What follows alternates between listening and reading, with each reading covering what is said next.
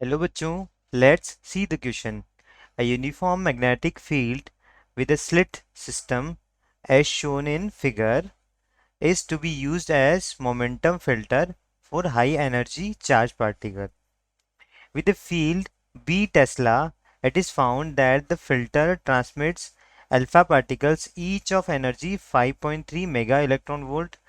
The magnetic field is increased to be 2.3 B Tesla and deuterons are passed into the filter. Find the energy of each deuteron transmitted by the filter. तो हमको क्या दिया हुआ है, एक magnetic uniform magnetic field दिया हुआ है जिसमें क्या लगा हुआ है, ये स्लिट सिस्टम है. ठीक है, यहाँ पे हमको दो स्लिट दी हुई है. ठीक.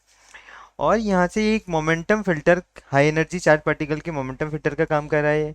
इसका मैग्नेटिक फील्ड हमको बी टेस्ला दे रखा है. तो फिल्टर जो है क्या ट्रांसफर कर रहा है, ट्रांसमिट कर रहा है अल्फा पार्टिकल. हर एक की एनर्जी हमको दे रखी है यहाँ पे. मैग्नेटिक फील्ड है वो उसको बढ़ा दिया गया, अगर 2.3 बी टेस्ला कर दिया. जो ड्यूटेरॉन्स है उनको पास किया गया, तो एनर्जी निकालनी है हर एक ड्यूटेरॉन की जो ट्रांसमिट हुई है इस फिल्टर से.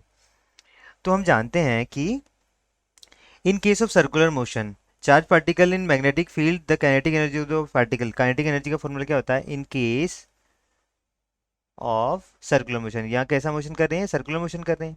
इन case of circular motion the in magnetic use in magnetic field in magnetic field the kinetic energy of particle. उसका फॉर्मूला क्या है हमारे पास यहाँ पे, kinetic energy equals to r square q square B square upon 2m आता है. ये हमारा फॉर्मूला. तो देखो यहाँ कैसे आया ये हमारा, हम जानते हैं कि आर इक्वल्स टू क्या होता है, m v upon q B होता है. ठीक है, तो एम एम और इसको क्या लिख सकता हूँ, √2 ke/m लिख सकता हूँ. और यहाँ पे क्या हो गया, ये क्यू बी हो गया. तो इसके थ्रू हमारा ये आया kinetic energy equals to r square q square B square upon 2m आ जाएगा. ठीक है.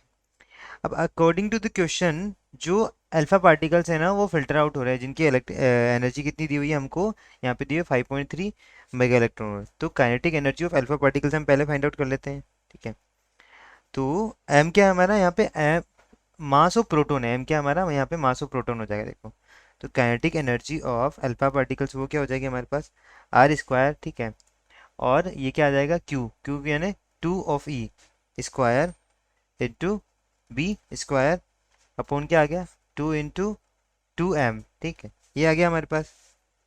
अब हम देखते हैं यहाँ पर, देखो अब यहाँ पर क्या देखते हैं, इसको सॉल्व करने पे क्या आएगा. अभी m जो है ना, यहाँ पे m क्या है हमारा, मास ऑफ प्रोटोन होता है.